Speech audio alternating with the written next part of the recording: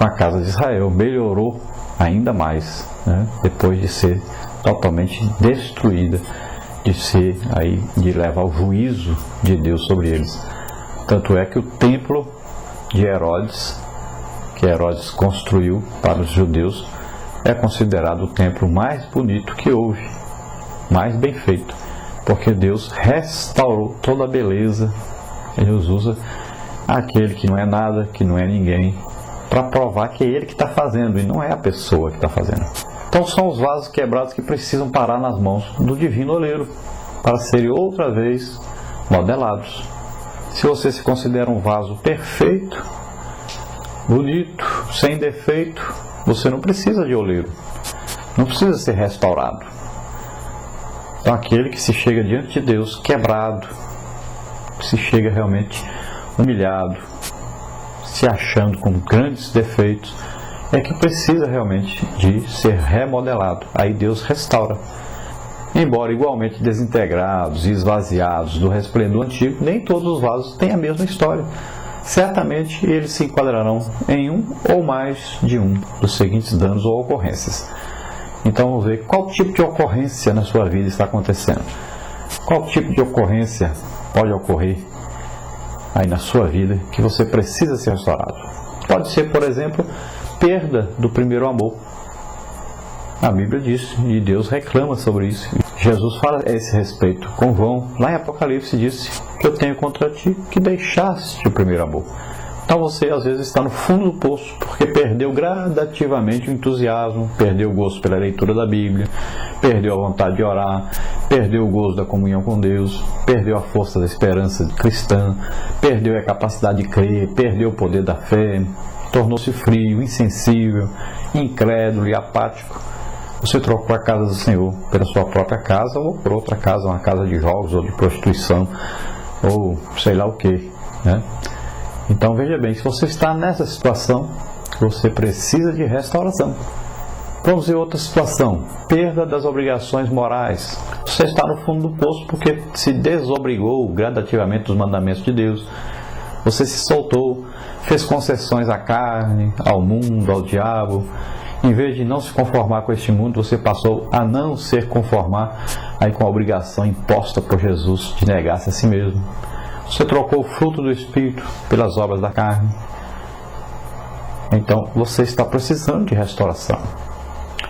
Pode ser por outro motivo, a perda da pureza doutrinária. Então você pode estar aí no fundo do poço porque foi se distanciando aí gradativamente do compromisso doutrinário. Tudo começou quando você perdeu a noção então da autoridade da palavra de Deus. A partir daí você passou a crer no Jesus histórico e não no verbo que se fez carne. Você passou a crer na reencarnação dos vivos e não na ressurreição dos mortos.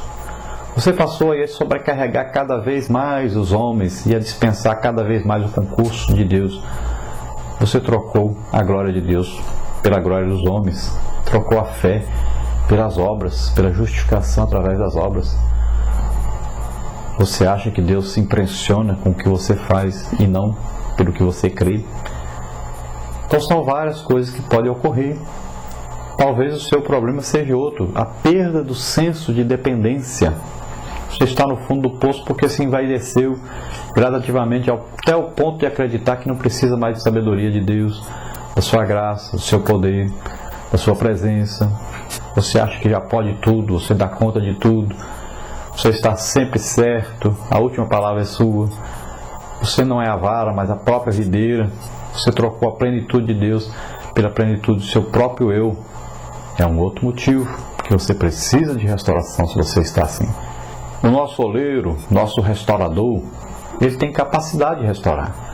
Basta passar os olhos aí na história da redenção para você descobrir ou redescobrir a capacidade sem medida do restaurador. Não importa o tamanho dos estragos, nem as diferentes áreas aí em que se deram os estragos. Não importa o que você fez, qual a sua situação, como é que você chegou a esse fundo do poço, não importa. Importa é que o restaurador, ele te levanta, ele te restaura. Então vamos ver que é preciso haver alguns tipos de restauração. Por exemplo, restauração física. Deus restaura a saúde do doente. Deus restaura aí a vista do cego. Restaura a fala do mudo. E o juízo ao endemoniado também. ou seja, a capacidade de raciocinar que a pessoa havia perdido. Devolve a posição ereta à mulher por 18 anos encurvada.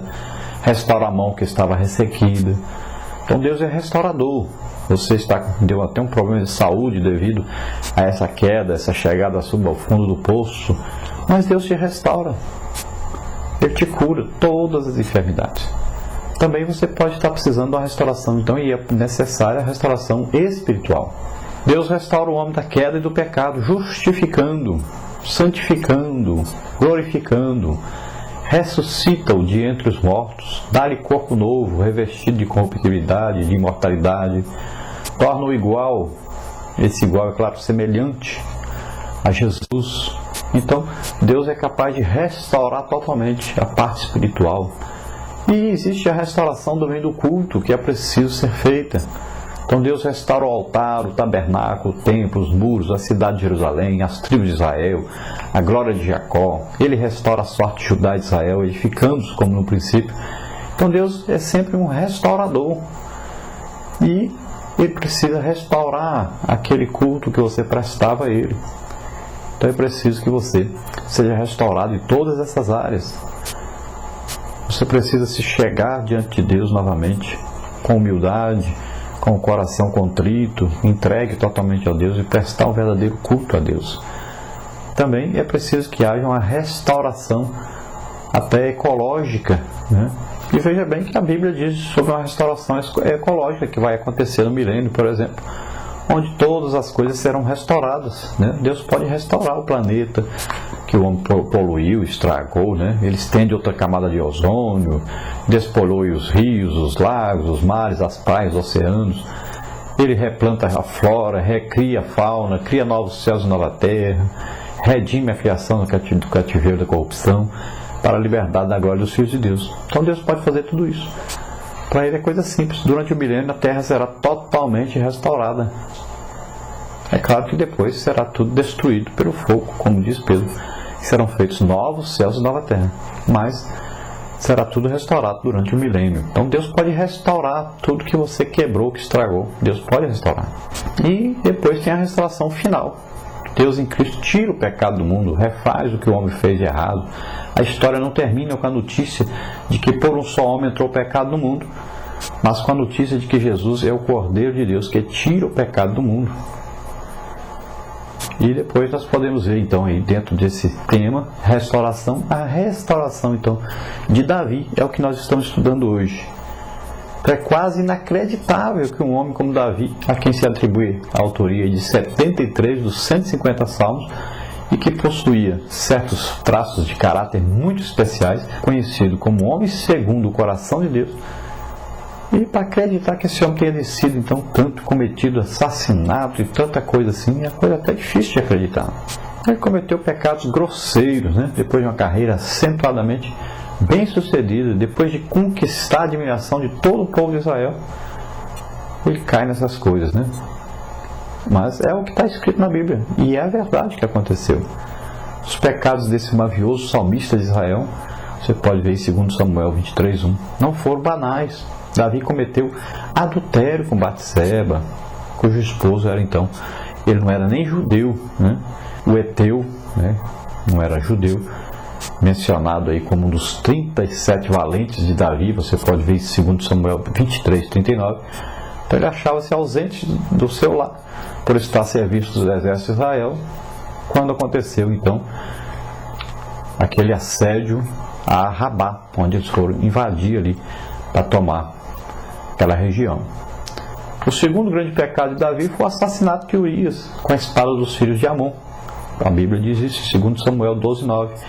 Ele matou um homem virtuoso que não aceitava privilégios, né, se outros estivessem então privados deles. 2 Samuel 11:6-13.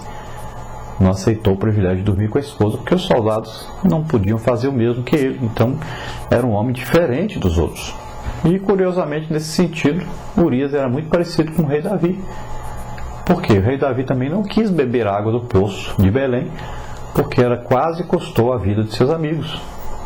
Então, as qualidades de Davi também existiam dessas qualidades em Urias.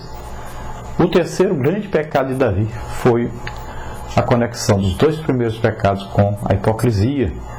Ele não estava interessado no bem-estar de Urias quando mandou buscá-lo na frente de batalha e trazê-lo para Jerusalém. O rei queria apenas que ele se deitasse com a mulher para que a gravidez dela fosse atribuída ao seu esposo. Então, o presente que Davi deu a Urias era um instrumento para beneficiar o rei, e não o valente soldado aí do exército, né? Um oficial do seu exército. Mais grave ainda, então, foi a encenação de Joabe e de Davi para justificar a morte de Urias perante a opinião pública.